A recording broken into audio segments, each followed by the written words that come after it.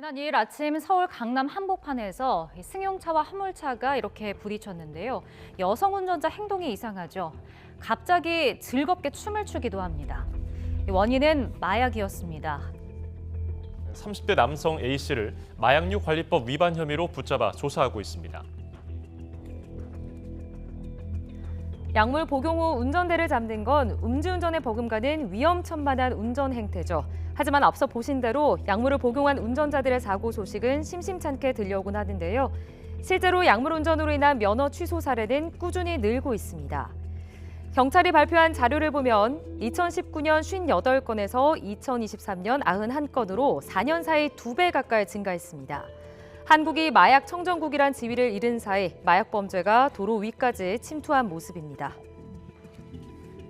마약 운전에 대한 우려가 커지자 경찰이 본격적으로 나섰습니다. 지난 1일부터 자동차 등 개인 이동장치에 대한 마약 운전 특별 단속을 처음으로 시작한 건데요.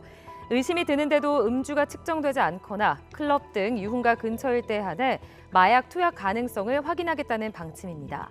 이렇게 마약 운전자를 향해 철퇴를 든 경찰. 하지만 실효성엔 물음표가 찍히는데요. 아직 미비한 관련 법 규정 때문입니다. 대표적으로 마약 간이 검사에는 운전자의 동의가 필요합니다. 도로교통법상 강제 측정이 가능한 음주운전과는 달리 마약 운전은 강제 측정에 대한 법적 근거가 부족한데요. 물론 마약 운전 정황이 확실하면 경찰이 영장을 발부받아 정밀 검사를 할 수는 있지만 그 사이 시간을 확보한 운전자가 빠져나가는 구멍이 생길 수도 있는 겁니다. 이에 약물 검사 거부에 대한 처벌 규정이 필요하다는 목소리가 분출하고 있는데요. 현행법에 따르면 음주 측정을 거부할 경우 1년 이상 5년 이하의 징역이나 500만 원 이상 2천만 원 이하의 벌금형에 처할 수 있는데 약물 측정 거부도 이와 마찬가지로 처벌할 수 있게 법을 개정하자는 요구입니다. 관련 법 마련이 지지부진한 사이 도로 위에 흉기가 돼가고 있는 약물 운전, 단속 의지를 뒷받침할 제도 개선이 필요한 시점인 것 같습니다.